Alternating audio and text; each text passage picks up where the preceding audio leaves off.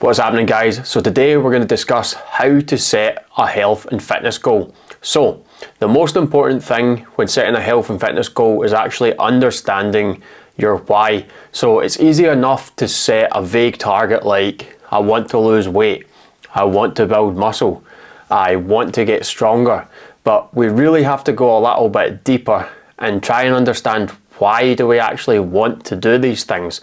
So the reason for losing weight could be, it's actually going to give you more confidence. You're going to be able to buy outfits that you actually enjoy wearing, which is going to allow you to actually express yourself more. It's going to allow you to, to have more self-esteem and feel better in social situations or at work. All of these things. Maybe it's you want to become, more attractive to the opposite sex or whatever you're into.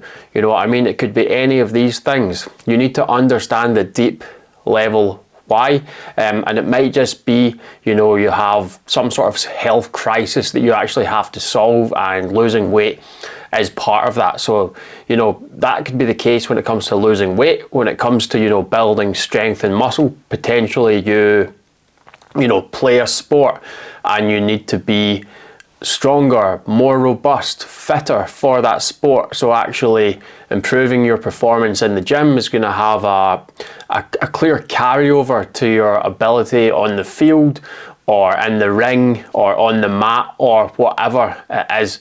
So you need to understand your reason why, and with strength and muscle building as well, it could be a confidence thing. You want to feel more robust, more confident, so you can carry yourself better, respect yourself more, feel that other people respect you more, and these kinds of things. So understanding the deep reason why you actually want to change something is paramount when it comes to your fitness goals. The second thing you need to consider is being very, very specific in your goal and outcome. So, if you set some extremely vague target like I want to lose weight, what does that even mean? How much weight do you want to lose and by when? Without these sort of clear projected targets and timelines, you're just going to, kick the can down the road. You're not going to be fully bought in. There's going to be no urgency to the actual goal. So you're going to end up floundering around and not having that sort of determination and urgency to show up on a daily basis and get the job done, because you've actually set a timeline, and that's actually going to give you some accountability to show up for yourself, because by X date you really should have achieved the said result that you set out for. So setting that timeline and being very specific with your goal is super important. You also want to make sure it's a realistic goal. So when you get specific and set a timeline, don't set some absolute pie in the sky goal like I want to achieve a 200 kilo squat in the next 3 months, and currently you can only squat 100 kilos. That's just completely unrealistic.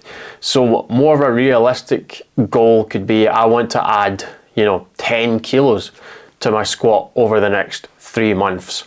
Or when it comes to weight loss or something like that, it could be I want to lose 7 kilos over the next 3 months. If you say, oh, I want to be lean with a six-pack and well-developed pecs, arms and shoulders in 3 months, but you've never set foot in the gym and you're morbidly obese, then these are pie in the sky goals, and you're going to be disappointed because they're going to be unachievable. So make sure you're setting those realistic targets with the correct timeline. Something that is extremely useful as well is breaking down your big goal into smaller goals. So let's say you want to lose 10 kilos over the next 16 weeks. Actually breaking down that goal into smaller chunks, 2.5 kilos per month seems a lot less overwhelming than 10 kilos in 16 weeks. The reality is all you have to do is lose 1 kilo 10 times. Anyone can lose 1 kilo. So if anyone can lose 1 kilo, then anyone can lose 1 kilo 10 times. So actually breaking it down into more manageable sort of metrics is a good place to start. And then from there, actually breaking down the daily process orientated goals, which you're going to have to do to get to that bigger goal.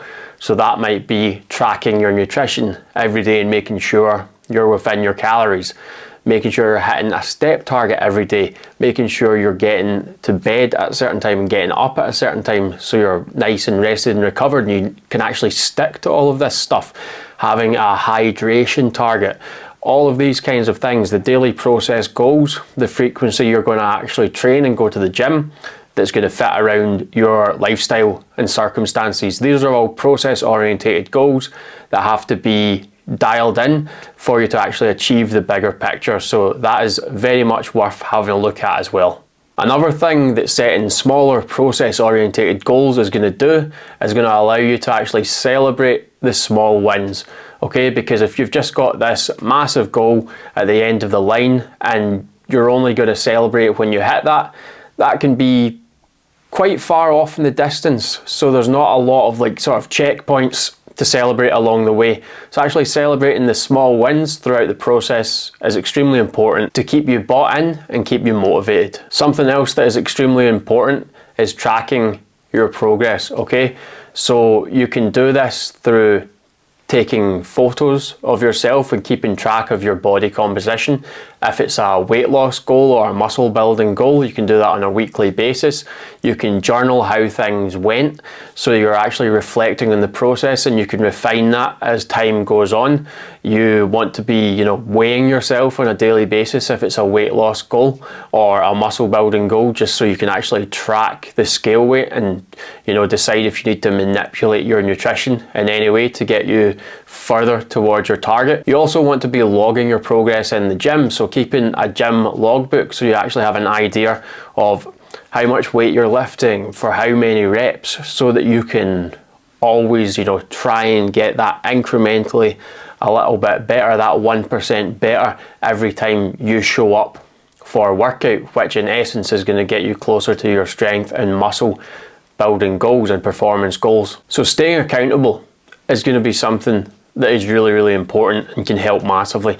So this could be through having a coach like myself. It could be through, being part of the right network, a community. It could be a friend you're doing a challenge with. Any of these kinds of things can just help keep you in the game, keep you motivated, and just having someone to check in with you is going to give you that sort of mental buy-in, because you're not going to want to let people down, and also you're going to have that person that is going to hold you accountable on the days where you don't feel like showing up. Okay, so that's where like coaching, communities, the right sort of peer group is very, very important. So when setting a health and fitness target, it's important to remember that setbacks are going to happen throughout the process, and actually being mentally prepared for this can be very empowering, so that when it actually does happen, you're not surprised, you don't bury your head in the sand, you don't shy away from the work,